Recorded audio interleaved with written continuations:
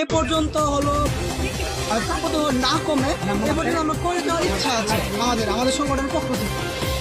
ওটার নাম হলো 10 মিনিট ফাউন্ডেশন। এটা আমরা হলো আমাদের বলতে গেলে হাত খরচের টাকা দিয়ে সংগঠনটা চালাই। আমরা দুটি কয়েক তরুণ আছে তারা এই কাজগুলো করে থাকি।